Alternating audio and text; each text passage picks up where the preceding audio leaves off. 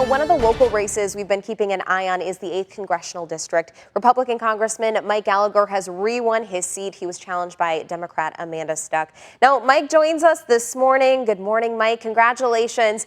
And of course, you were hoping for a win, but were you expecting this outcome from the percentage of voters?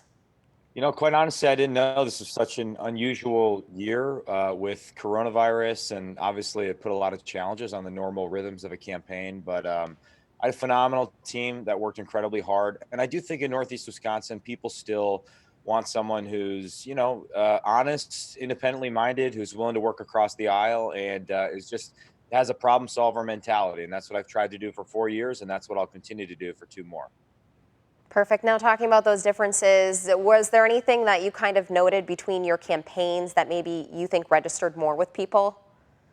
I think it all comes down to hard work, and I think it comes down to just connecting with people on an individual level, human to human contact. I know that's difficult when everything's shut down, but still knocking on doors, talking to as many people as possible, and just giving people an honest assessment of why you feel the way you do about certain issues. And also, now that I've been in 4 years, having a track record of hard work and results to point to. But I just really want to thank everyone who gave me this trust, and please know that I don't take it lightly, and I will work as hard as humanly possible for the next 2 years to represent Northeast Wisconsin well.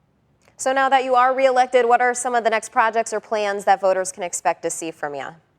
Well, I think our most urgent priority is figuring a way to get out of the pandemic safely and securely so our economy can start booming again. We have about $130 billion of unspent PPP money, for example, that we could use. I think looking more broadly, we've learned some hard lessons in the midst of this.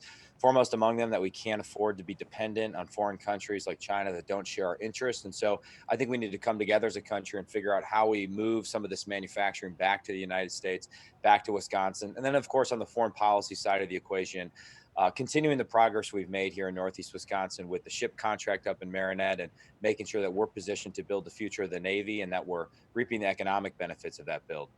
All right, a lot of things to stay tuned for. Thank you again so much for joining us this morning. Again, Gallagher won over his opponent, Amanda Stuck.